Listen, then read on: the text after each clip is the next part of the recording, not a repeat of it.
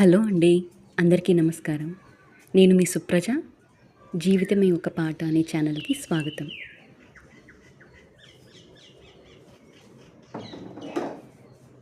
అందరూ ఎలా ఉన్నారు?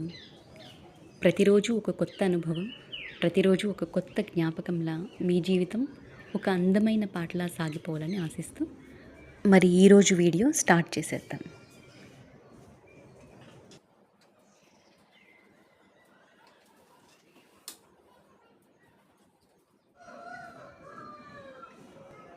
హాలిడేస్ అయిపోతున్నాయి.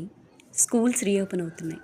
మళ్ళీ పిల్లలు ఇంకా పేరెంట్స్ కూడా చాలా బిజీ అవబోతున్నాం. కొత్త బుక్స్, కొత్త స్టేషనరీ వస్తాయి.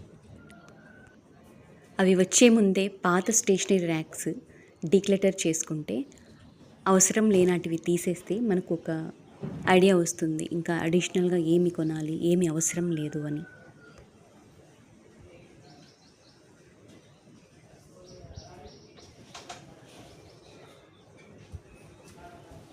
సో ఈరోజు వీడియోలో మా బాబు స్టేషనరీ ర్యాక్ని డీక్లటర్ చేసి ఆర్గనైజ్ చేద్దామని అనుకుంటున్నాను. నేనైతే ఈ ర్యాక్ని పట్టించుకొని ఆల్మోస్ట్ 2 months అయిపోయిందండి.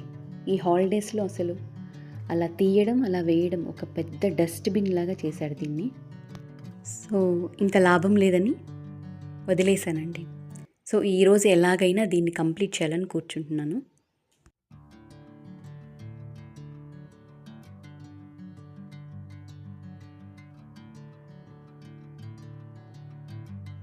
ఇది చూస్తే నాకు అస్సలు అర్థం కాలేదండి. ఎక్కడి నుంచి స్టార్ట్ చేయాలి, ఎక్కడ ఎండ్ చేయాలి.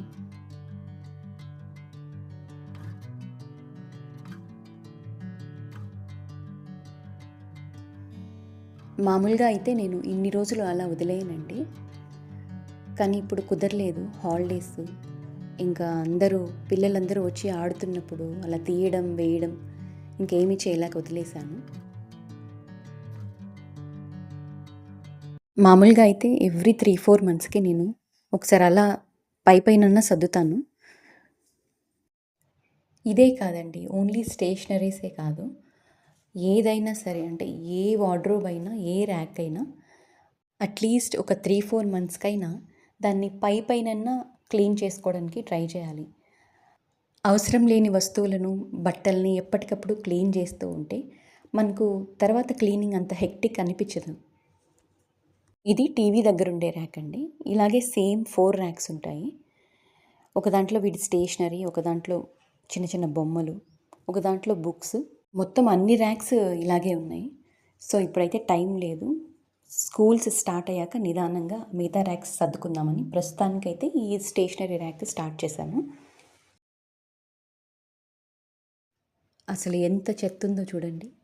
ఇది చూస్తుంటే నాకు అసలు ఒక 3-4 గంటలైనా సరిపోదేమో అనిపించింది. వచ్చి చెక్ చేస్తున్నాడు, ఏవేవి పడేస్తున్నానా, అవసరం ఉన్నటివి కూడా పడేస్తున్నానా ఏంటి అని.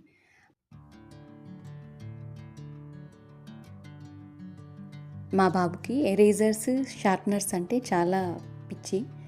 అవి ఎక్కడ కొత్తగా కనిపించినా కలెక్ట్ చేస్తూ ఉంటాడు. షార్ప్నర్స్, ఎరేజర్స్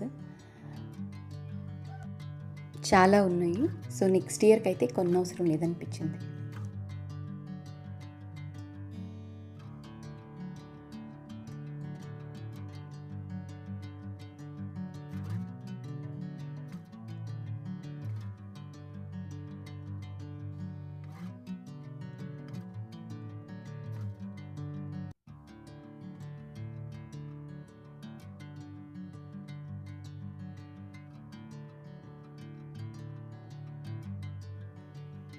తర్వాత వీడికి స్పైడర్ మ్యాన్ అంటే చాలా పిచ్చి.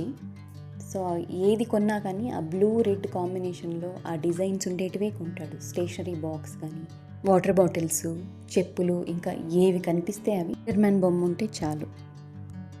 సో ఇప్పుడు కూడా ఆ స్పైడర్ మ్యాన్ పెన్సిల్ బాక్స్ని పడేయద్దు అని చెప్పి పెట్టి పక్కన పెట్టి వెళ్ళాడనమాట.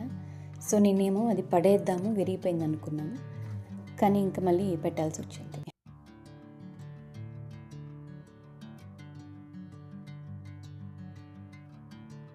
ఫైనల్గా సర్దడం అయితే అయిపోయిందండి. 1 hour అయితే పట్టింది ఇదంతా సర్దడానికి. ఇక్కడ నేను ఒక చిన్న టిప్ షేర్ చేసుకుందాం అనుకుంటున్నానండి. సిందే అవ్వచ్చేమో, ఫాలో అవుతూ కూడా ఉండొచ్చేమో. స్టిల్ స్టేషనరీ ఈజీగా మెయింటైన్ చేయడానికి చిన్న చిన్న బాక్సెస్లో సపరేట్గా చేసుకుంటే అవి ఈజీగా పిక్ చేసుకునేలాగా ఉంటాయి. పెన్సిల్స్, పెన్స్ ఒక బాక్స్లో, ఎరేజర్స్ ఒక బాక్స్లో, షార్ప్నర్స్ ఒక బాక్స్లో వేస్తున్నాను.